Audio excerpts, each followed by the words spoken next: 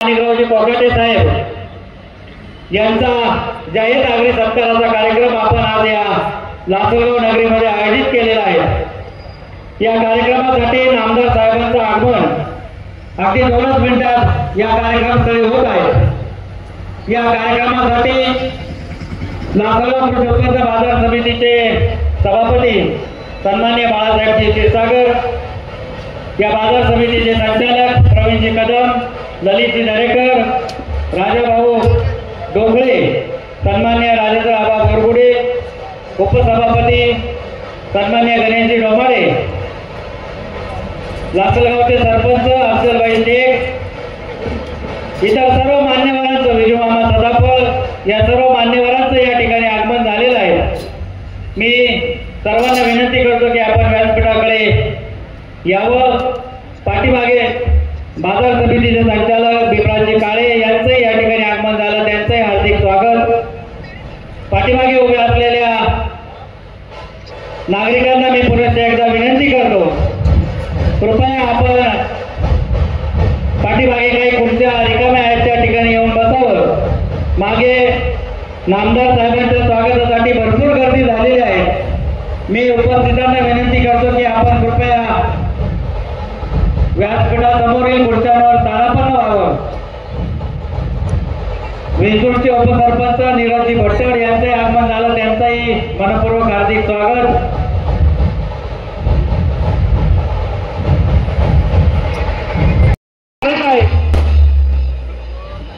माननीय कोकाटे साहेबांचं या लासलगाव नगरीत मी मनपूर्वक असं हार्दिक स्वागत करतो।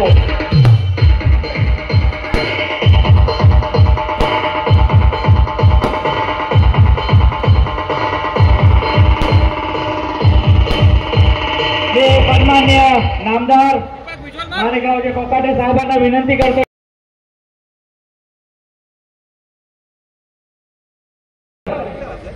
सन्माननीय देवीदासजी पिंगळे साहेब, या त्रिकुटाची आठवण, या त्रिदेवांची आठवण या सहकार क्षेत्राला आल्याशिवाय राहत नव्हती आणि या सहकार क्षेत्रातून उमरलेलं, या सहकार क्षेत्राचा दांडगा अनुभव असलेलं नाशिक जिल्ह्याचं भूषण सन्माननीय माणिकरावजी कोकाटे साहेब हे या राज्याचे कृषी मंत्री म्हणून निवडले गेले आणि या नाशिक जिल्ह्याला, संपूर्ण पंचक्रोशीला अतिशय मनपूर्वक असा आनंद या ठिकाणी झाला।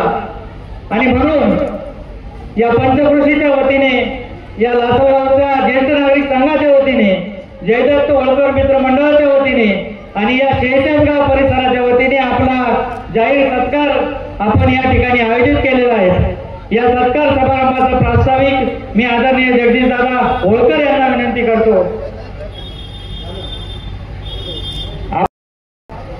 आदरणीय अशोक नाना होळकर, आजचे सत्कार मूर्ती राज्याचे नवनिर्वाचित कृषी मंत्री, आपल्या सगळ्यांचं अपेक्षास्थान, माझे पूर्वसर्वीचे मित्र माननीय नामदार माणिकरावजी कोकाटे, या ठिकाणी मंचकावर उपस्थित सर्वच नेते मंडळी, आज या ठिकाणी आपण लासलगाव येवला मतदारसंघातील 46 गावांच्या वतीनं हा नागरी सत्कार या ठिकाणी आयोजित केलेला आहे। ज्येष्ठ नागरिक संघ आणि या मतदारसंघाचं, लासलगाव येवला मतदारसंघ जो सिन्नरला कनेक्टेड आहे, या लासलगावशी आणि या परिसराशी माणिकराव कोकाटे यांचं जिव्हाळ्याचं नातं आहे। ते आजचं नाही, गेल्या 40-50 वर्षाचं आहे आणि म्हणून कोकाटेच आहे। आपण जेव्हा कृषी मंत्री झाला, आमची सगळ्यांची छाती त्या ठिकाणी 56 इंचाची फुगलेली आहे आणि म्हणून अख्ख्या परिसराला, अख्ख्या जिल्ह्याला खूप मोठा आनंद या ठिकाणी झालेला आहे आणि म्हणून हा सगळा परिसर या ठिकाणी दुमदुमून निघालेला आहे। माणिकराव कोकाटेंचं त्या ठिकाणी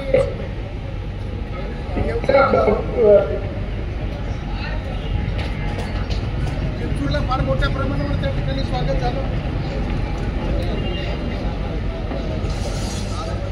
त्या ठिकाणी फार मोठ्या प्रमाणामध्ये स्वागत झालं. लासलगावला त्या ठिकाणी आपण या ठिकाणी 4ची वेळ दिलेली होती, परंतु संपूर्ण या मतदारसंघामध्ये कार्यकर्त्यांमध्ये उत्साह एवढा झालेला होता की प्रत्येक त्या ठिकाणी गल्लीमध्ये चौकामध्ये त्या ठिकाणी लोक त्यांना थांबवत होते आणि त्यांचं त्या ठिकाणी आदरातिथ्य करत होते. आणि म्हणून खऱ्या अर्थाने या ठिकाणी त्यांना पोहोचायला थोडासा वेळ झालेला आहे, परंतु हरकत नाही. आज आपल्याला खूप चांगला दिवस आपल्या सगळ्यांच्या शेतकऱ्यांच्या आयुष्यामध्ये आलेला आहे. खरं तर राज्याचे मुख्यमंत्री दोन्ही उपमुख्यमंत्र्यांनी खूप योग्य अशा पद्धतीची निवड या ठिकाणी केलेली आहे आणि राज्याला जो शेतकऱ्याची सतत जाण ठेवतो अशा नेत्याला या ठिकाणी कृषी मंत्रीपद दिलेलं आहे. आणि म्हणून या ठिकाणी आपण या कृषी मंत्र्याकडून निश्चितपणे आपल्या परिसराला या जिल्ह्याला खूप मोठी अपेक्षा निर्माण झालेली आहे. मला माणिकराव कोकाट्यांचा स्वभाव सुरुवातीपासून माहीत आहे. अत्यंत कणखर आणि धाडसी असा नेता त्या ठिकाणी आपल्याला लाभलेला आहे.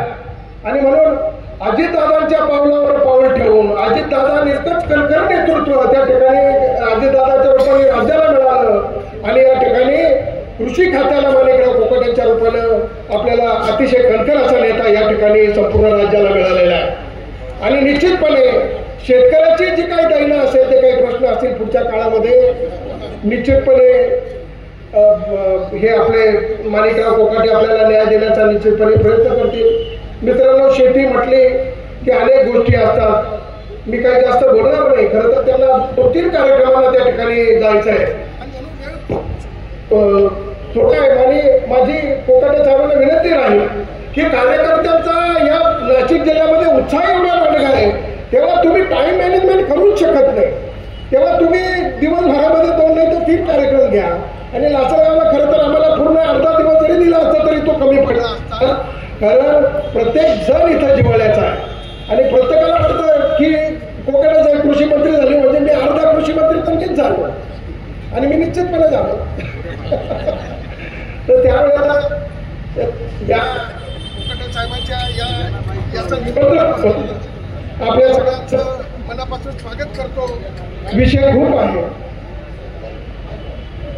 खूप आहे बोलण्यासारखे हे, परंतु त्या ठिकाणी वक्ते पण भरपूर आहेत. सगळ्याच वक्त्यांना वाटतं की आपण काहीतरी आपली व्यथा मांडावी, हे करावं. कारण हे कृषी खातं म्हटलं की त्यांनी बघा पत्रकार मित्रांना सांगितलं की आव्हानं खूप मोठी आहे आणि निश्चितपणे या संपूर्ण आपल्या नाशिक जिल्हा म्हटलं तर कांदा आणि द्राक्ष हे आपलं प्रमुख पीक आहे. त्याच्याबरोबर टोमॅटो, कारण नाशिक जर म्हटलं तर नाशिकचं संपूर्ण देशाला त्या ठिकाणी भूषण आहे. आम्ही लोक नाशिकला म्हणतो, आम्ही बाहेर जेव्हा जातो तेव्हा म्हणतो Nashik is considered kitchen garden of India. आणि नाशिक हे किचन गार्डन आहे. संपूर्ण नाशिक हे नुसतं मुंबईला नाही तर देशाला भाजीपाला पुरवणारं हा आमचा नाशिकचा शेतकरी हा प्रगत शेतकरी आहे.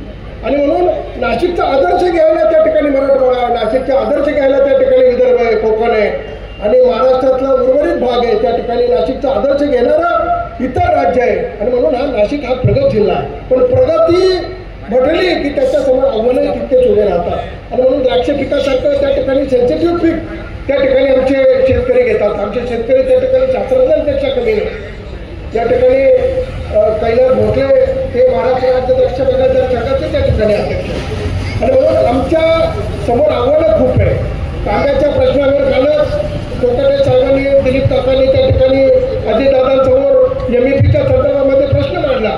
परवा 18 तारखेला अजितदादांनी पियुष गोयलला एक पत्र लिहिलं राज्याच्या इंडस्ट्री अँड कॉमर्स मिनिस्टरला की या संदर्भामध्ये कांद्याच्या बाबतीमध्ये स्थिर धोरण असायला पाहिजे आणि या कांद्याचं जे काही फ्लक्च्युएशन आहे ते इथून पुढच्या काळामध्ये थांबलं पाहिजे.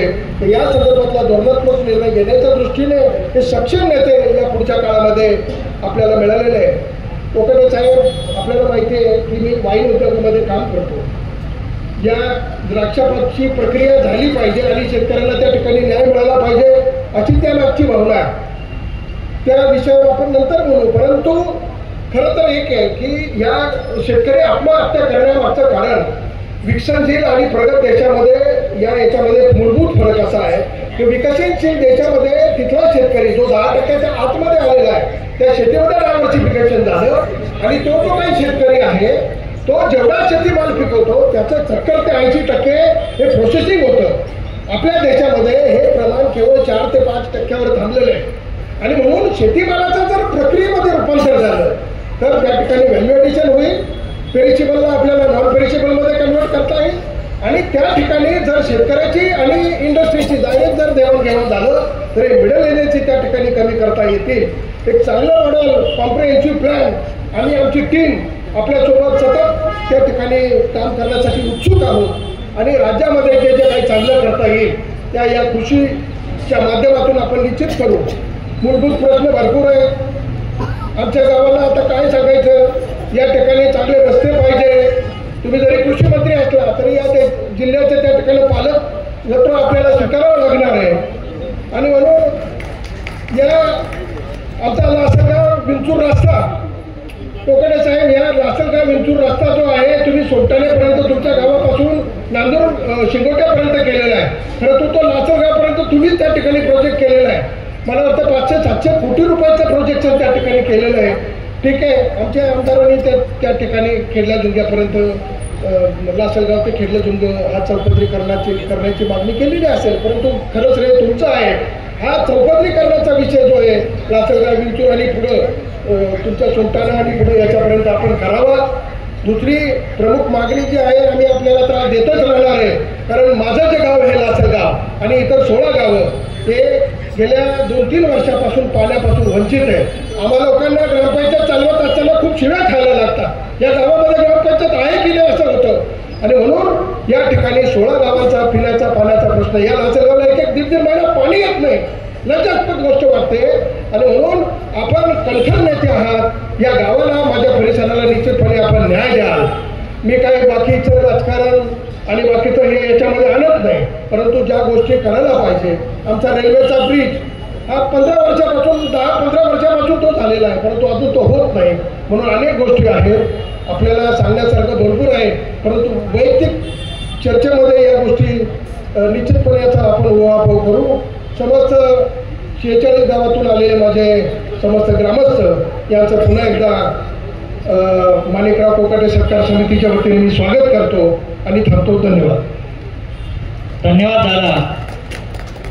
कोकाटे साहेब, खऱ्या अर्थाने आपण या राज्याचे कृषी मंत्री झालात, परंतु समस्या या अनेक खात्यांच्या या ठिकाणी आहेत आणि आपणाकडून या सर्व खात्यांना न्याय मिळेल आणि या सर्व मागण्यांना न्याय मिळेल अशी अपेक्षा ही लासलगावकर या ठिकाणी करत आहे.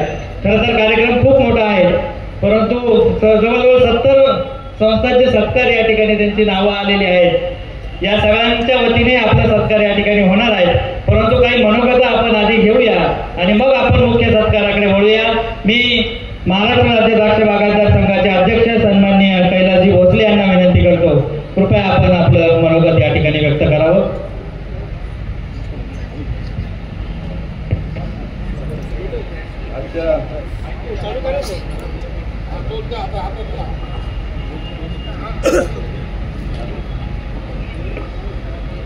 आजच्या सत्कारमूर्ती सोहळ्याचे कार्यक्रमाचे अध्यक्ष अशोक नाना होळकर आणि ज्यांचा आपण सत्कार ठेवलेला आहे ते नामदार या राज्याचे कृषी मंत्री माणिकरावजी कोकाटे साहेब आणि सन्माननीय व्यासपीठ. खरं म्हणजे सगळ्यात पहिले कोकाटे साहेबांचे आभार मानले पाहिजे का ज्यावेळेस 26 तारखेला अजितदादांची पुण्यामध्ये मीटिंग झाली द्राक्ष बागायतदार संघाची आणि 30 तारखेला मंत्रालयात मीटिंग लागली. त्या मीटिंगमध्ये आपण उपस्थित होता आणि त्या मीटिंगमध्ये विषय होता बेदाण्यावरचा GST हा लागला नाही पाहिजे. ज्याप्रमाणे गुळाला GST लागत नाही, तो बेदाण्याला GST लागला नाही पाहिजे. आणि काल परवा आपण सगळ्यांनी बघितलं का GST काउन्सिलचा विषय अजितदादांनी जी मीटिंग घेतली त्या मीटिंगला कोकाटे साहेब होते आणि तो निर्णय झालेला आहे. बेदाण्याला जो 5% GST होता तो हटवला आणि कोल्ड स्टोरेजला जो सर्व्हिस टॅक्स होता सेवाकर 18%, असा 18% सुद्धा सर्व्हिस टॅक्स कालचा झालेला निर्णय. प्रथम मी सगळ्यांना विनंती करतो आपण टाळ्या वाजून त्यांचं स्वागत करा ज्यांच्या अध्यक्षतेखाली तो निर्णय झालेला आहे.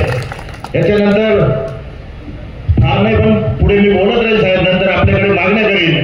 पण जो पीक विमा योजना आहे 1 रुपयामध्ये राज्याने जो चालू केलेला आहे तो अतिशय चांगल्या पद्धतीने राबवला जातो. पण आमचं द्राक्ष बागायतदार संघाचं म्हणणं असं आहे त्याच्यामध्ये फळबागेचा समावेश झाला पाहिजे. फळबागा त्याच्यामध्ये द्राक्षाचा 1 रुपया घेत असेल तर आम्ही फळबागावाले द्राक्ष बागेवाले 1000 रुपये द्यायला तयार आहे, पण आमचा त्याच्यामध्ये समाविष्ट करावा अशी आपल्याकडे मागणी करण्यात येत आहे.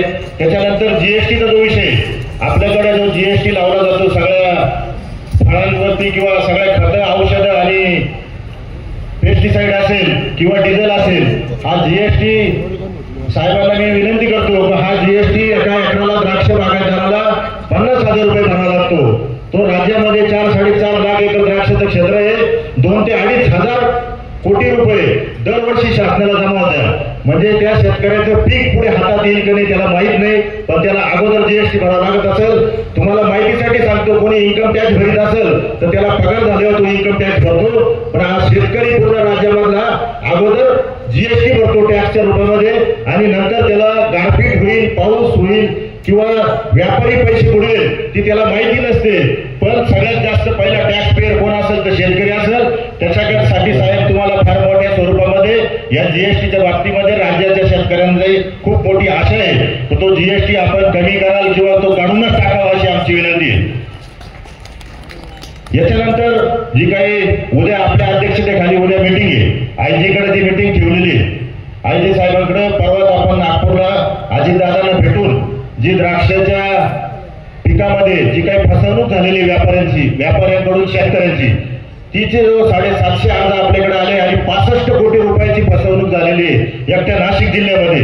तर असे अनेक बाकीच्या जिल्ह्याचा जर विचार केला राज्यात तर फार मोठी फसवणूक आहे, पण तिचा मार्ग काढण्याचं काम उद्याच्या मीटिंगमध्ये निश्चित होईल. बऱ्यापैकी त्याचा मार्ग निघालेला आहे, पण आपल्या अध्यक्षतेखाली ती मीटिंग होईल आणि अनेक मागण्या याच्यामध्ये क्लायमेट चेंजचा परिणाम नसेल. आता तुम्ही आपण बघताय पावसाळी वातावरण 27, 28, 29, 30 दिवसामध्ये थोड्याफार प्रमाणामध्ये गारपीट पण सांगितलेली.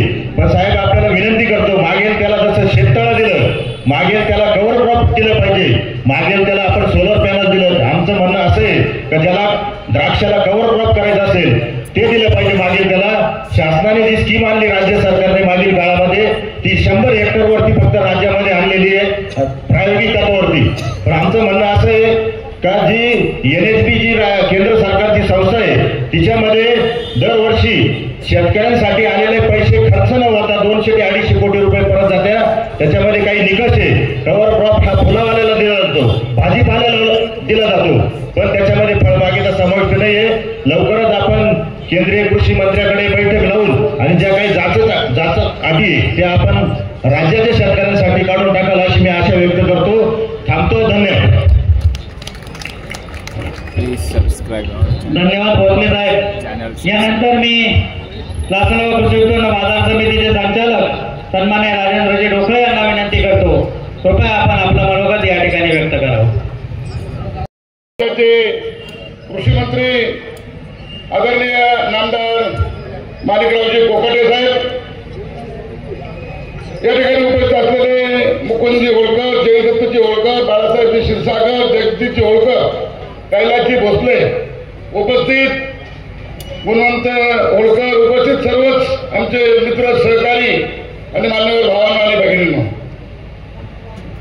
खरं तर आज या ठिकाणी आदरणीय माणिकरावजी कोकाटे यांचा हा सत्कार आयोजित केलेला हा एक अनन्यसाधारण असा सत्कार आहे. अनेक जण निवडून येतात, अनेक जण या सत्तेच्या मध्ये मंत्रिपद उपभोगतात, मंत्रिपदावर विराजमान होतात, परंतु आणि माणिकरावांना शब्द दिला, या सिन्नरकरांना शब्द दिला, नाशिकवासियांना शब्द दिला, ते माणिकरावाला निवडून द्या, मी माणिकरावाला मंत्रिपद देतो. आणि त्याप्रमाणे अजितदादांनी या ठिकाणी मंत्रिपद दिलं.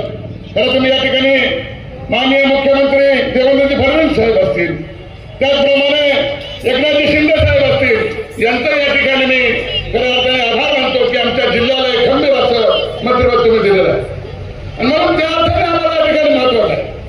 माणिकरावजी तुम्हाला आम्ही सांगतो, तुम्हाला माहिती आहे आणि तालुक्याला माहिती आहे, जिल्ह्याला माहिती आहे, खऱ्या अर्थाने 15-20 वर्षही आम्ही सत्तेपासून खऱ्या अर्थाने वंचित होतो, सत्तेत असूनही वंचित होतो.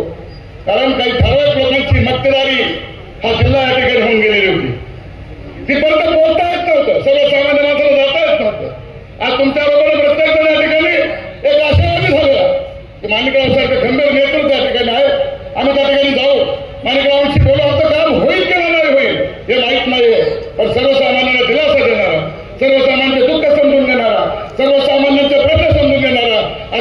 एक सहकार्याच्या मतावर बसला आहे याचा अभिमान प्रत्येक कार्यकर्ता प्रत्येक शेतकरी या ठिकाणी झाला. म्हणून हा तुमचा आढावा वैशिष्ट्यपूर्ण आहे. तुम्ही आले या ठिकाणी सत्कारासाठी आले, त्यांच्या दारावर दुःखासाठी आले, परंतु शेतकऱ्यांनी तोही प्रसंग या ठिकाणी सोडला नाही, ती वेळ सोडली नाही. तुम्हाला या ठिकाणी घेरलं भरभरून असं तुम्हाला या ठिकाणी शेतकऱ्यांनी निवेदनं दिली, प्रश्न मांडले. तुम्ही जितक्या उत्साहानं त्यांना शब्द दिला, त्यांना प्रश्न सोडवण्याची त्या ठिकाणी हिंमत दिली. मला खऱ्या अर्थाने ज्याच्याकडे काम होतं त्याच्याकडे गर्दी असते आणि माझ्याकडे तुमच्याकडे सतत गर्दी असते हे आम्हाला माहिती. पंचायत समितीमध्ये काम करत असताना तुम्ही अनेकांची संघर्ष त्या ठिकाणी केला. मला आठवतं 30-35 वर्षापूर्वी तुम्ही सभापती या पंचायत समिती सिन्नरचे झालात. त्यावेळेस पंचायत समितीमध्ये साधी बिस्लरी पाणी घालायचे सुद्धा सभापती जवळ पैसे नसायचे, तितकी तरतूद त्या ठिकाणी नसायची. पण मालिका आम्ही पहिलं सभापतीचं कारण असं केलं की जिल्हा परिषदेच्या अध्यक्षाचं कारण सुद्धा त्या ठिकाणी फिकं पडेल अशा पद्धतीचं पंचायत समितीचं सभापतीचं कारण सिन्नरमध्ये भागाला उभा केलं. ते पाहण्यासाठी लोक यायचे आणि मग सभापती खरा असेल पंचायत समितीत कसा असावा, तो सिन्नरसारखा असावा अशी त्या ठिकाणी सगळ्यांचा परिवारा त्या ठिकाणी सुरू झाला आणि तिथून पुढे या ठिकाणी कल्चर सुरू झालं.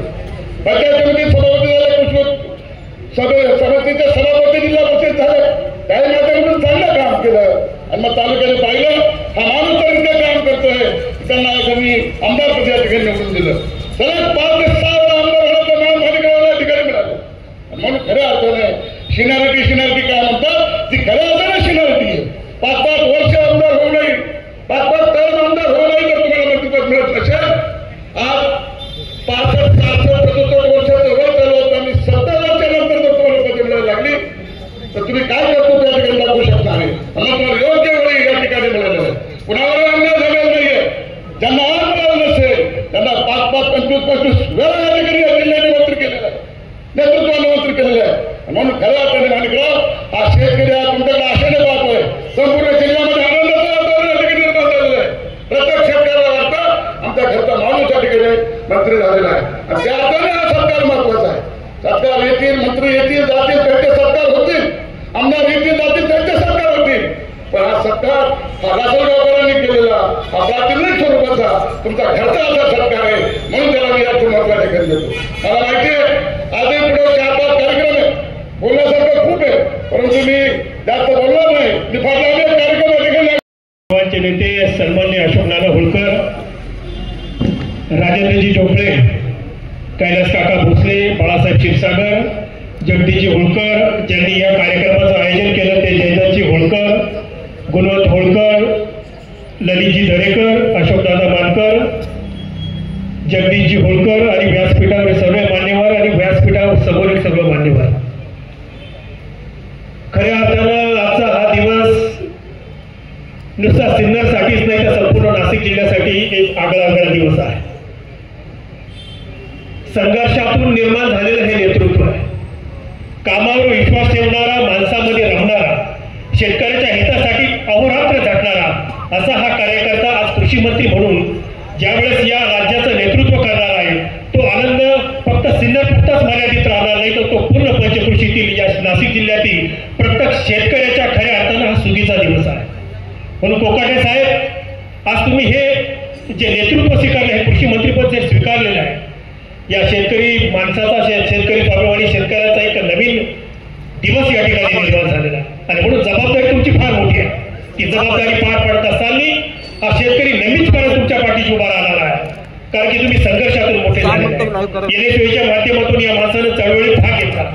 कार्यकर्त्यातून युवक काँग्रेसमधून हा माणूस मोठा होत गेला आणि आज या राज्याचं नेतृत्व करण्यासाठी तो सिद्ध झालेला आहे. खऱ्या अर्थानं हा स्वाभिमानाचा दिवस संपूर्ण नाशिक जिल्ह्यासाठी महत्वाचा दिवस आहे आणि तो साजरा करण्याच्या निमित्ताने आज नासगाव नगरीमध्ये आपण सर्वजण एकत्र आलेलो आहे. आपण म्हणतो की निवडणूक लढवत असताना राजकारण करत असताना भाकरी फिरली पाहिजे.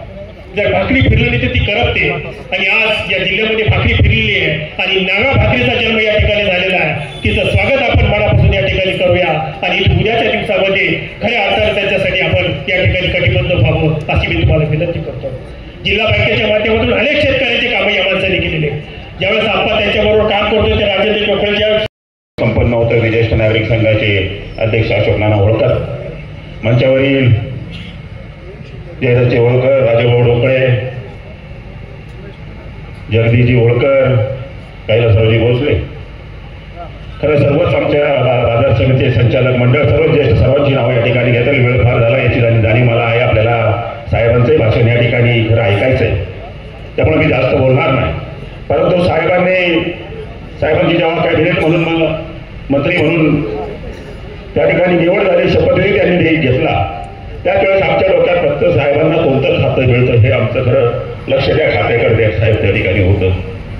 आणि निश्चित आम्हाला जे काही अपेक्षित होतं की या जिल्ह्यामध्ये कृषी खातं असेल, शिक्षण खातं असेल, जे आमच्या दृष्टीने महत्वाचं आहे, त्यातलं साहेबांना कृषी खातं या ठिकाणी मिळालं आणि निश्चित आम्हाला आनंद झाला. या ठिकाणी लासलगाव किंवा परिसर, लासलगाव म्हटलं तर कांदा हा महत्वाचा विषय या ठिकाणी आहे. आज साहेबांनी दौऱ्यामध्ये मला वाटतं शेतीच्या दृष्टीने जी काही सुरुवात केली असेल तर पहिले लासलगाव बाजार समितीला भेट देऊन या ठिकाणी सुरुवात केली. आणि आज लासलगावला गेल्यानंतर खरं कृषी विभागाचं काम करायचं असेल तर आपण कांद्याच्या प्रश्नात लक्ष घातलं पाहिजे, ही भूमिका त्यांनी या ठिकाणी केली. आणि साहेबांनी त्या ठिकाणी भेट दिल्यानंतर कांद्याचे प्रश्न आमच्याकडून समजून घेतले, कांद्याच्या अडचणी समजून घेतल्या. साहेबांची तिथं भरपूर चर्चा झाल्यामुळे मी सविस्तर बोलणार नाही. पण साहेब, या कांद्याचा आता पडणारे भाव जर आपण बघितले तर 10 दिवसामध्ये 50% भाव या ठिकाणी साहेब डाऊन झाले. आज लासलगाव बाजार समितीमध्ये जवळपास 50,000 क्विंटलची आवक एवढ्या मोठ्या प्रमाणात नुसती लासलगाव बाजार समिती आणि उपबाजारात साहेब आहे. आणि आवक वाढते आणि हे भाव जर पडत गेले तर आज शेतकऱ्याला 1500 रुपये क्विंटलला खर्च या ठिकाणी येतो. त्याला आज विकणाऱ्या मालामध्ये रुपया जरी शिल्लक राहत नाही. फक्त म्हणजे त्याचे घरचे म्हणजे तेव्हापासूनचे एक संबंध आमदार मला वाटतं कोकाटे साहेबांच्या राजकीय जीवनाची सुरुवात, त्यांचे जे मित्र आहेत समजा सगळे आमचे राजे किंवा सगळी मंडळी सांगतात, जीएस या पदापासून साहेबांनी सुरुवात या ठिकाणी केली. आणि हा प्रवास म्हणजे तळागाळातून आलेला माणूस, तळागाळातले अनुभव असणारा माणूस, शेतकरी असले, कामगार असले, सर्व घटक असले, त्यांचे प्रश्नाची जाण असणारे नेतृत्व निश्चित पुढच्या या कृषी खात्याला न्याय दिल्याशिवाय राहणार नाही, आमच्या शेतकऱ्यांना न्याय दिल्याशिवाय राहणार नाही, एवढी मला या ठिकाणी खात्री वाटते. जास्त न बोलता खरं साहेब, निश्चित तुम्ही तुमच्याकडे सर्व जिल्ह्यातला किंवा राज्यातला शेतकरी मोठ्या आशेने बघतोय. आणि नाशिक जिल्ह्याचं नाव कॅलिफोर्निया खूप मोठा जिल्हा असं म्हणून जरी कोणी म्हणत असलं, परंतु सगळ्यात जास्त कर्ज जर असेल तर नाशिक जिल्ह्याच्या शेतकऱ्याच्या उच्चारावर राहील, याची जाणीव खरं या महाराष्ट्राला किंवा राज्य सरकारला या ठिकाणी करून देणं या ठिकाणी गरजेचं आहे. आणि त्या दृष्टीने या शेतीमालाच्या भावाच्या बाबतीत निश्चित कुठेतरी चांगलं धोरण या आपल्या शासनानं, केंद्र शासनानं घेतलं पाहिजे. त्याकरता आपण निश्चित भूमिका बाजूला एवढीच अपेक्षा व्यक्त करतो. काका होळकर यांना विनंती करतो की कृपया आपण मनोगत व्यक्त करावं. त्या ठिकाणी आपण सर्वजण माणिकरावजी कोकाटे साहेब यांच्या सत्कारासाठी उपस्थित झालेला, मंचावर उपस्थित असलेले सर्वच मान्यवर आणि उपस्थित सर्वच माझ्या बांधवांना भगिनी, खरं आता उशीर प्रचंड झालेला आहे त्यामुळे मी आपला अधिक वेळ या ठिकाणी घेणार नाही. आपल्याला सर्वांना या ठिकाणी माहिती की कोकाटे साहेबांचा जो काही काम करण्याची पद्धत आहे या ठिकाणी आधीच्या वक्त्यांनी सांगितलंय. आमचे दोन्ही मोठे बंधू या ठिकाणी बोललेले, त्यामुळे माझ्यावर फारशी काही बोलण्याचे या ठिकाणी मुद्दे त्या ठिकाणी राहिलेले नाही. परंतु ज्या पद्धतीने हा संपूर्ण परिसर आहे, आपला हा संपूर्ण परिसर हा शेतीवर आधारित असा हा परिसर आहे.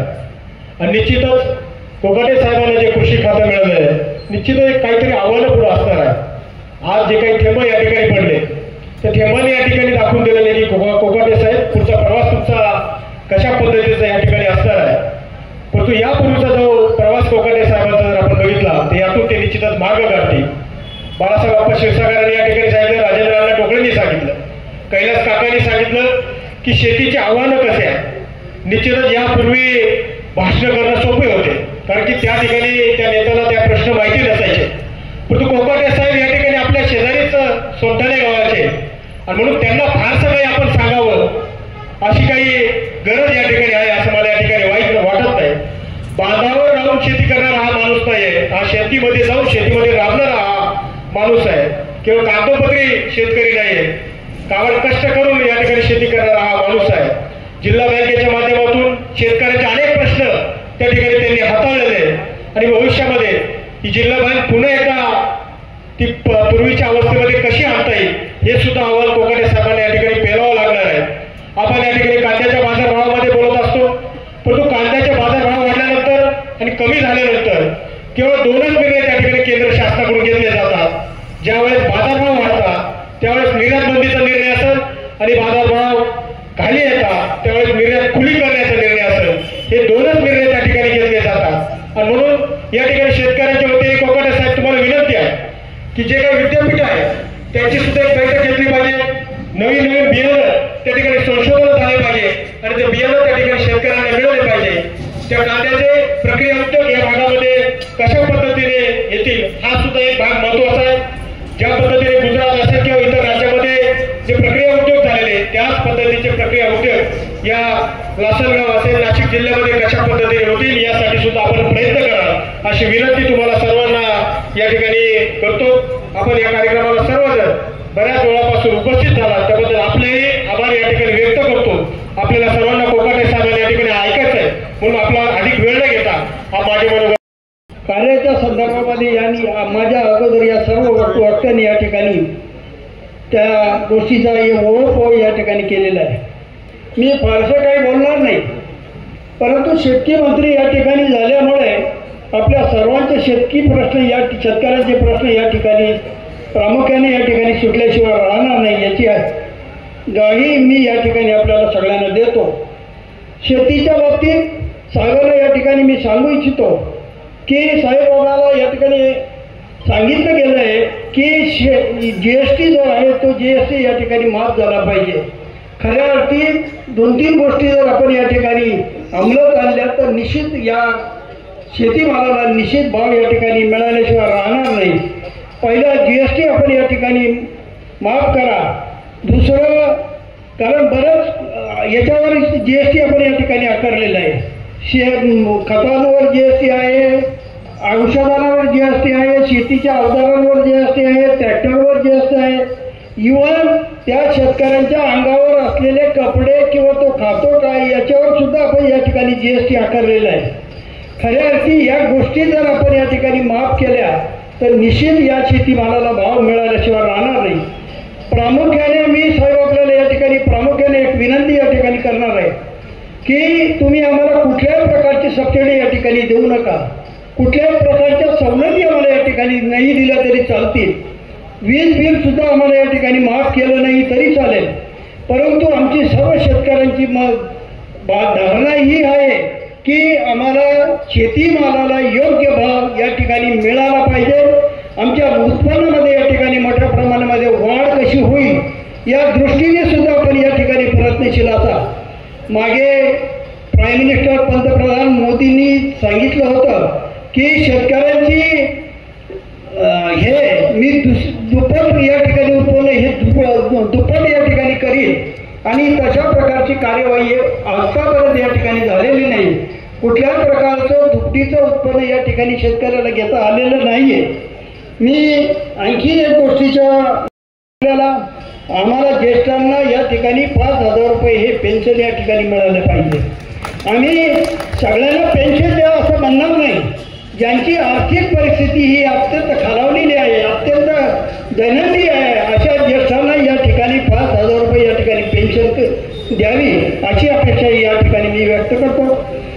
महिलांच्या संदर्भामध्ये लाडकी बहिणीला आपण या ठिकाणी पेन्शन दिली, पगार दिला, पण मला या ठिकाणी आपल्याला सांगितलं गेलं पाहिजे साहेब या माझ्या बहिणी आता या ठिकाणी बसलेल्या आहेत, यांना आपण 2100 रुपयाप्रमाणे या ठिकाणी महिन्याला या ठिकाणी आपण पगार या ठिकाणी चालू केलेला आहे. परंतु आज चर्चा अशी आहे की आपण जर हे बघितलं पार्लर वगैरे जर बघितलं तर आमच्या या भगिनी मोठ्या प्रमाणामध्ये त्या पार्लरमध्ये असतात आणि हा आलेला पैसा बहुतांशी त्या ठिकाणी खर्च करतात अशी एक खंत या ठिकाणी आहे. परंतु त्याबद्दल आमचं दुमत नाही आहे साहेब, परंतु आमचे जे गरीब किंवा आमचे जे आजी आजोबा गरीब जे दारिद्र्य रेषेखाली आहे अशा आजी आजोबाला या ठिकाणी प्रामुख्याने अशा प्रकारची पेन्शन 5,000 रुपयापर्यंत पेन्शन आम्हाला या ठिकाणी दिली गेली पाहिजे. साहेबांना या ठिकाणी बऱ्याच गोष्टींच्या ज्येष्ठांच्या संदर्भामध्ये या ठिकाणी मांडाव्याशी वाटतात, परंतु साहेबांना जाण्यासाठी बराच वेळ या ठिकाणी झालेला आहे. थोडंसं त्यांचंही म्हणणं आपण या ठिकाणी बोलणं आपल्याला सर्वांना मिळालं पाहिजे, या दृष्टीने मी आपल्या सर्वांचं या ठिकाणी परत एकदा आपण आलात सर्वजण ज्येष्ठ माझे या ठिकाणी आले त्याबद्दल आपल्या सर्वांचे या ठिकाणी मनपूर्वक आभार मानतो, आपल्याला धन्यवाद देतो आणि यापुढे साहेबांनी या ठिकाणी त्यांचं मनोगत थोडक्यात नाही मोठ्या प्रमाणामध्ये या ठिकाणी करावं होत आहे.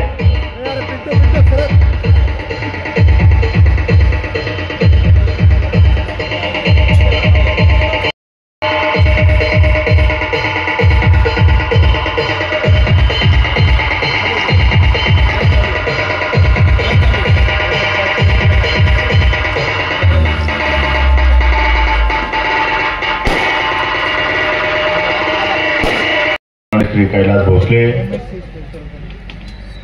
ज्यांनी आपल्यासमोर विचार मांडले ते सन्मान्य मार्केट कमिटीचे सभापती बाळासाहेब क्षीरसागर, संचालक राजाभाऊ डोकळे, माझे मित्र जगदीश होळकर, मुकुंद होळकर, गुणवंत होळकर, ज्यांच्या पुढाकाराने या सत्कार सभेचं या ठिकाणी आयोजन करण्यात आलं, ते फेडरेशनचे संचालक आणि आमच्या मित्राचे चिरंजीव सन्माननीय जयदत्त होळकर, व्यासपीठावरील अनेक मार्केट कमिटीचे पदाधिकारी या ठिकाणी संचालक उपस्थित आहेत. सर्वांचाच नामोल्लेख करणं या ठिकाणी शक्य नाही वेळेअभावी. गावचे सरपंच, उपस्थित असलेले 46 गावातील सर्व आमचे शेतकरी बांधव, महिला भगिनी आणि माझ्या सहकारी मित्रांनो, लासलगावला सत्कार घ्यायचा म्हटला सगळ्या महाराष्ट्राच्या कपाळावर आले आहे.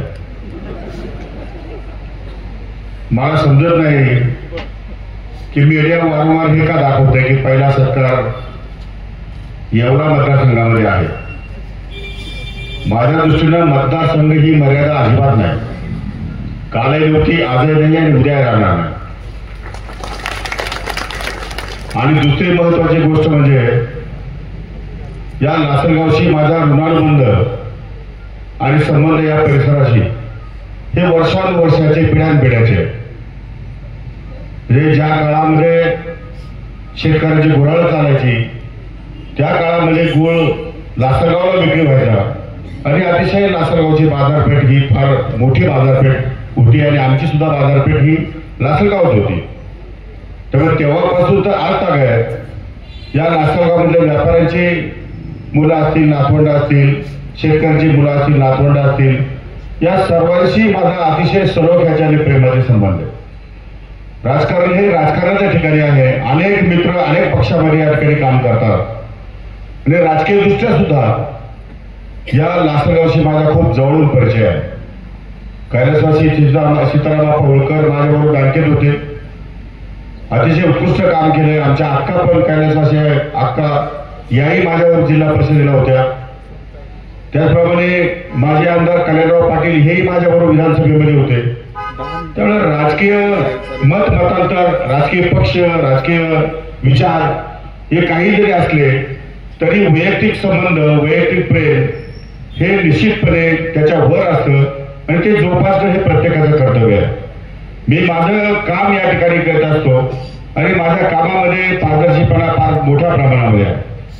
खरं म्हणजे राज्याच्या मंत्रिमंडळामध्ये सन्माननीय राज्याचे उपमुख्यमंत्री, राष्ट्रवादी काँग्रेस पक्षाचे राष्ट्रीय अध्यक्ष अजितदादा पवार यांनी या ठिकाणी माझा समावेश केला आणि सन्माननीय मुख्यमंत्री देवेंद्र फडणवीसजींनी माझं नाव त्या ठिकाणी ऍक्सेप्ट केलं आणि मला नागपूरला शपथविधी या ठिकाणी कॅबिनेट मंत्री म्हणून मिळाला. वास्तविक माझी 5वी टर्म आहे. मी पहिल्या टर्मलाच राज्यमंत्री होऊ शकलो असतो, परंतु या राजकीय कुरघोड्यांमुळे, राजकीय घडामोडींमुळे माझ्यावर व्यक्तिगत या ठिकाणी अनेक वेळा अन्याय झालेला आहे आणि संघर्षमय जीवन हे आपण सर्वांनी पाहिलेलं आहे. कालपर्यंत होतं, आजही तीच परिस्थिती आहे. आज अशा खात्याचा मंत्री केलंय की झोपायचंच नाही, रात्रंदिवस जागत राहायचं.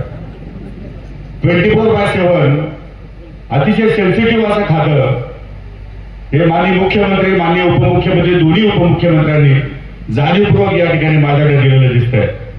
70% 75% लोक शेतीवर अवलंबून आहे आणि या सगळ्या शेतीचे प्रश्न हे आमूलाग्र आहेत आणि प्रत्येक वेळी शेतकरी या ठिकाणी काही ना काही नैसर्गिक आपत्तीमुळे अडचणीमध्ये येत असतो आणि मदतीची अपेक्षा सरकारकडे आणतो. आताही मला जे 2 निबंध प्राप्त झाले त्यामध्ये शेतकऱ्याचे कर्जमाफीचा एक विषय आहे. दुसऱ्या निवेदनामध्ये काही सोयाबीन खरेदी करण्याचे सेंटर्स वाढवावे, त्याची मर्यादा वाढवावी, तोही मुदत वाढवावी, तोही विषय आहे. नानांनी सांगितलं त्याप्रमाणे शेतकऱ्याच्या विम्याच्या संदर्भाचा विषय आहे. त्यामुळे अनेक विषय आहेत आणि कैलास भोसलेंनी काही अपेक्षा व्यक्त केल्या, काही त्यांनी प्रश्न मांडले, त्या संदर्भातही वेळोवेळी मला या ठिकाणी निर्णय घ्यावे लागतील. ही काही आपली शेवटची या ठिकाणी मिटिंग नाही, शेवटची भेट नाही. अनेक वेळा आपल्याला भेटावं लागेल, अनेक वेळा चर्चा कराव्या लागतील आणि वेळोवेळी उपस्थित होणारे प्रश्न, वेळोवेळी उपस्थित होणाऱ्या समस्या यांना त्या काळामध्ये आपल्याला कसं तोंड देता येईल हाच या ठिकाणी आपल्याला विचार करावा लागेल. कारण उद्या काय कोणाच्या आयुष्यामध्ये घडवून ठेवलेलं आहे हे मी आज सांगू शकत नाही, तुम्ही सांगू शकत नाही. आज पाऊस येईलच, अतिवृष्टी होईलच, उद्या नुकसान होईलच, एक वेळी धरून आपण पुढचं या ठिकाणी पाऊल उचलायचं हे काय मला योग्य वाटत नाही. परंतु प्रिकॉशन म्हणून, संरक्षण म्हणून त्याला जे आपल्याला सुविधा निर्माण करता येतील त्या कराव्या लागतील. आणि दुसरी गोष्ट, शेतकरी हा महाराष्ट्रातला नव्हे तर देशातला कणा आहे आणि शेतकऱ्याची धोरणं ही बहुतांश दिल्ली सरकारच्या, केंद्र सरकारच्या अखत्यारीमध्ये येतात आणि केंद्र सरकारकडनं ते निर्णय होतात. त्यामुळे आपला कुठलाही निर्णय घ्यायचा असला तर तो निर्णय राज्यापुरता मर्यादित राहत नाही, तो केंद्रापुरता मर्यादित आहे. कायमस्वरूपी मार्ग काढायचा असेल आणि यामध्ये कायमस्वरूपी शेतकऱ्यांना हमीभाव द्यायचा असेल, संरक्षण द्यायचं असेल तर केंद्र सरकारच्या बरोबर बसून त्यावर निर्णय घ्यावे लागणार आहे. त्यामुळे अनेक विषय हे माझ्यासमोर या ठिकाणी फार प्रश्नार्थक या पद्धतीने पुढे आलेले आहे. परंतु त्यामध्ये मी अद्याप या ठिकाणी लक्ष घातलेलं नाही. मी 2च दिवस झाले फक्त नागपूरमध्ये आलो, अजून प्रोटोकॉल स्वीकारलेला नाही, अजून कार्यालयाचा कार्यभार घेतलेला नाही, कोणत्याही अधिकाऱ्याबरोबर बैठक नाही. उद्याच कैलास भोसलेंनी सांगितल्यामुळे ते शेतकऱ्याचे 68 कोटी रुपये जे व्यापाऱ्यांनी या ठिकाणी कारणास्तव लोकांना परत देत नाही त्या संदर्भातला एक पोलीस खात्याबरोबरचा माझा पहिली मिटिंग आहे. त्यामुळे कामकाजाला सुरुवात करत असताना या ठिकाणी शेतकरी हा केंद्रबिंदू मानून त्या ठिकाणी या महाराष्ट्रातल्या तमाम शेतकऱ्यांना न्याय कसा देता येईल आणि महाराष्ट्रातून खऱ्या अर्थानं महाराष्ट्रातून एक वेगळी आयडेंटिटी निर्माण करून केंद्र सरकारमध्ये धोरणात्मक निर्णय कसा घेता येईल हा या ठिकाणी खऱ्या अर्थानं माझ्यासमोर प्रश्न आहे. कारण हे लोकल प्रश्न आहे. आपण कांदा उत्पादक शेतकरी आहोत म्हणून आपला प्रश्न कांद्याच्या संदर्भात आहे. जिथं सोयाबीन आहे, जिथं कपास आहे त्यांचे प्रश्न वेगळे आहेत. कारण त्यावेळी प्रत्येक वेळी सीझन आला की त्या ठिकाणी ते प्रश्न निर्माण होतात. टोमॅटो आहे, भाजीपाला आहे, त्याची अशीच परिस्थिती होते. त्यामुळे शेतकरी हा सातत्याने या ठिकाणी अडचणीतून काय येऊ नये. मी पण त्याच विचाराचा आहे, मी पण शेतकरीच आहे, मी आयुष्य माझं शेतीमध्येच गेलेलं आहे. ठीक आहे, कालांतराने मी संघटनेमध्ये काम केलंय, संघटनेमध्ये माझ्याबरोबर जगदीश होता, मुकुंद होता, त्याचप्रमाणे इथे गुलाब सगळीच मंडळी, कारण अशोक नानापाजे ज्येष्ठ मार्गदर्शक आहे, सीताराम आप्पा ज्येष्ठ मार्गदर्शक आहे, ही सगळी मंडळी ज्यावेळेस राजकारणामध्ये काम करत होती त्यावेळेस पासून मी या ठिकाणी पक्षांमध्ये, वेगवेगळ्या पक्षांमध्ये काम केलं. पर्यायानं कालांतराने पक्ष बदलावे लागले, त्याचं काही कारण काही खास या ठिकाणी नव्हतं. परंतु मतदारसंघातल्या जनतेचं कल्याण करणं ही त्या परिसरातल्या विधानसभेच्या आमदाराची जबाबदारी असते आणि त्यामुळे जे मला योग्य वाटलं ते मी त्यावेळेस केलेलं आहे. परंतु आजच्या घडीला एक जबाबदार मंत्री म्हणून माझ्यावरती जबाबदारी टाकली आहे राज्य सरकारने, ती खूप मोठी आहे. ती मला पेडण्याचं सामर्थ्य माझ्यामध्ये आहे, मी डिनाय कधीच करणार नाही. कुठलाही प्रश्न, कुठलीही समस्या माझ्यासमोर आली तर त्याच्यातनं मार्ग काढण्याची जबाबदारी माझी आहे आणि मी ती घेत असतो नेहमी. त्यामुळे रिस्क घेण्याची सवय मलाही आहे. राजकारणात रिस्क घेतो, वेगवेगळ्या माझ्या रोजच्या जीवनामध्ये रिस्क घ्यावी लागते आणि माझा संघर्ष अजून नाना काही थांबलेला नाही. तो संघर्ष हा चालूच आहे. उद्यापासून आता शेतकऱ्यांसाठी संघर्ष करावा लागणार आहे. खरं म्हणजे या अगोदरपासून मी काम करत होतो, परंतु निर्णय घेण्याच्या प्रक्रियेमध्ये मी नव्हतो. आता निर्णय घेण्याच्या प्रक्रियेमध्ये, निर्णय बदलाच्या प्रक्रियेमध्ये आणि निर्णय शिफारस करण्याच्या प्रक्रियेमध्ये या ठिकाणी माझा समावेश असणार आहे. त्यामुळे मला खात्री आहे आणि विश्वास आहे की या महाराष्ट्रातल्या तमाम शेतकऱ्यांना आपल्याला न्याय दिल्याशिवाय राहणार नाही. किंबहुना महाराष्ट्रातून एक अशा प्रकारचं या ठिकाणी मॉडेल तयार करून केंद्र सरकारला सबमिट करेल आणि केंद्र सरकारकडनं आपण त्याच्यावरती धोरणात्मक निर्णय घेऊन त्यांच्याकडनं यश करण्याचा माझा विचार आहे. कारण केंद्रीय कृषी मंत्री हे मध्य प्रदेशचे मुख्यमंत्री म्हणून त्यांनी काम केले सन्माननीय शिवराज सिंग चौहान साहेबांनी. तेव्हा त्यांना सुद्धा एक दांडगा अनुभव आहे. राज्याचं मुख्यमंत्री होणं आणि त्या ठिकाणी 10 वर्ष मुख्यमंत्री राहणं ही गोष्ट फार अलौकिक आहे. त्यामुळे त्यांना शेतकऱ्यांच्या संदर्भात प्रचंड असा अभ्यास आहे. परंतु तरी सुद्धा काही शेतकऱ्यांची शिष्टमंडळ, काही अधिकाऱ्यांची शिष्टमंडळ, काही वेगवेगळ्या कंपन्यांची शिष्टमंडळ आणि यातून खऱ्या अर्थानं आपल्याला मार्ग कसा करता येईल आणि जगदीश बोलतो त्याप्रमाणे प्रक्रिया क्षेत्रामध्ये आपल्याला प्रगती कशी करता येईल या अनेक गोष्टी या ठिकाणी आलेल्या आहेत. पण शेतकरी हा केंद्रबिंदू मानून या सरकारने, युतीच्या सरकारने काही निर्णय मागे घेतलेले. ते निर्णय जरी कमी असले तर मला असं वाटत नाही की समाधानी 100% कोणी राहणार नाही. सगळं केलं पण अगदी तरी सुद्धा कोणी राहणार नाही. मी अनेक वेळा सांगितलं की महाराष्ट्राच्या राजकारणामध्ये पहिल्यांदा एका कुटुंबाच्या नावावर लाख 2-2 लाख रुपये विम्याच्या मार्फत, किसान योजनेच्या मार्फत, PM किसान योजना, CM किसान योजना यांच्या मार्फत पैसे आले. आमच्या लाडक्या बहिणीच्या मार्फत पैसे आलेले. आता नाना म्हणतात त्या ब्युटी पार्लरला जातात. जाऊ दे नाना, काय करणार ब्युटी पार्लर जातात. त्यामुळे आता तो विषय वेगळा आहे. परंतु त्यांना त्यांच्या पैसे खर्च करण्याचा अधिकार प्राप्त झालेला आहे. त्यांच्या हक्काचे पैसे त्यांना मिळाले.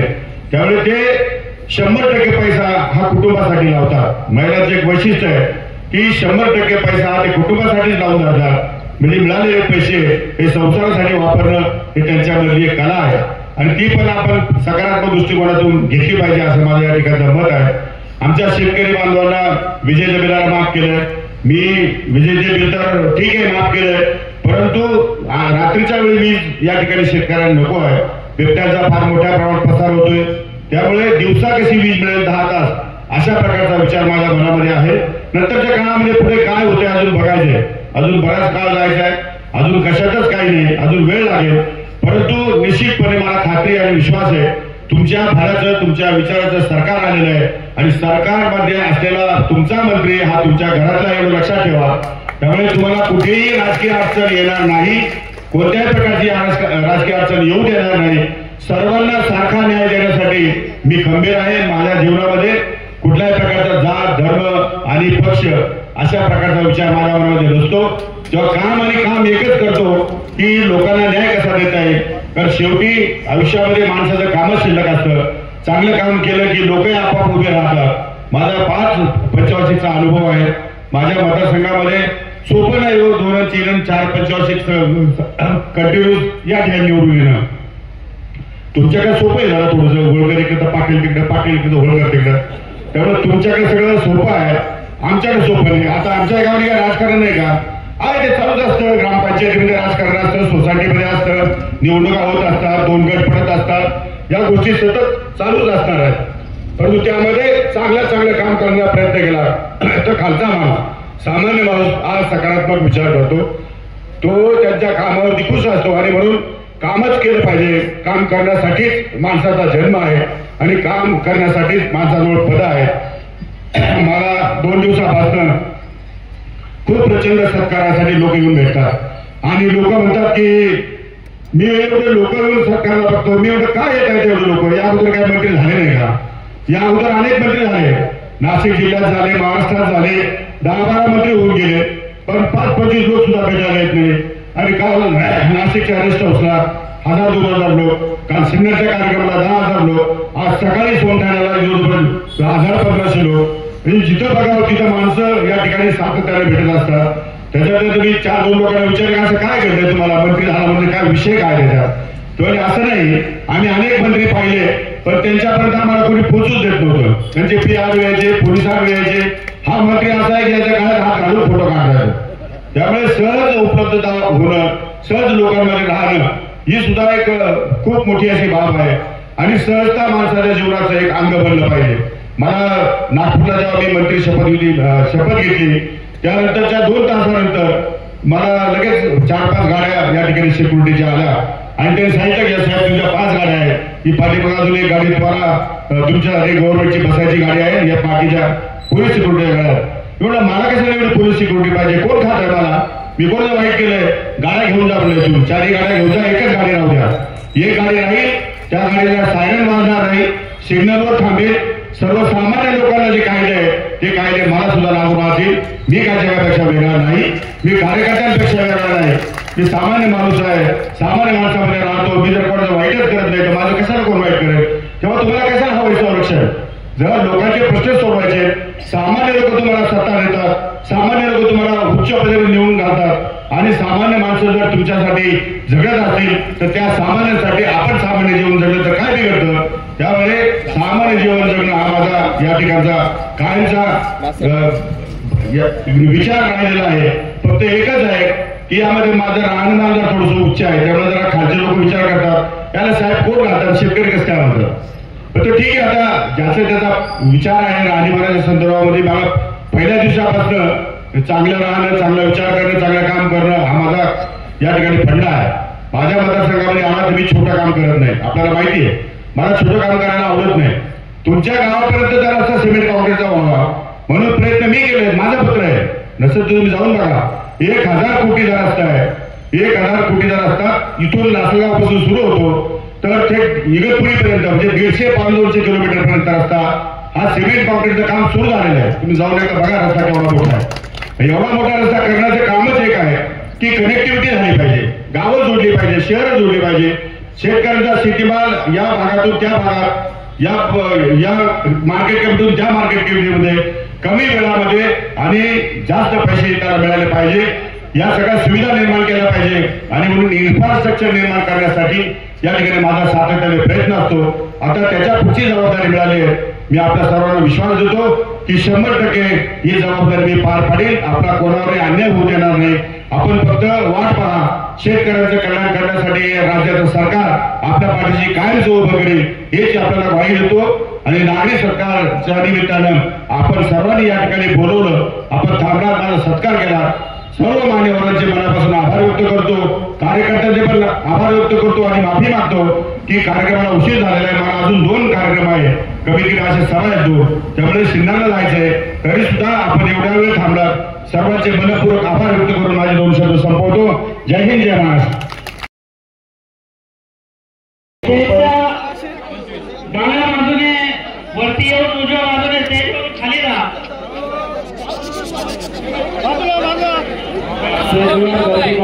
कृपया सर्वांनी स्टेजच्या वतीने सन्मानित ज्येष्ठ आवडे सत्कार झाल्यावर सर्वांनी खाली उतरायचं आहे. स्टेजवरून आपण सर्वांनी खाली उतरा. अनेक मान्यवरांना या ठिकाणी सत्कार करायचा आहे. सन्मानित लोकांनी साहेब आपला वेळ या ठिकाणी देणार आहे. फक्त आपण गर्दी कृपया या ठिकाणी करू नका. व्यापारी असोसिएशनच्या वतीने लासलगावचा या ठिकाणी सत्कार होत आहे. खडक माळेगाव ग्रामपालिकेच्या वतीने विकासांना राहते. सुमननगरच्या वतीने डायमंड मित्र मंडळ या ठिकाणी सत्कार करत आहे. राहणार सोमेश्वर ज्येष्ठ नागरिक संघ, कुटुंब मित्र मंडळ या ठिकाणी कुटुंब ग्रामस्थांच्या वतीने साहेबांना निवेदन देणार आहोत. या ठिकाणी त्यांना विनंती करतो की आपण यावं.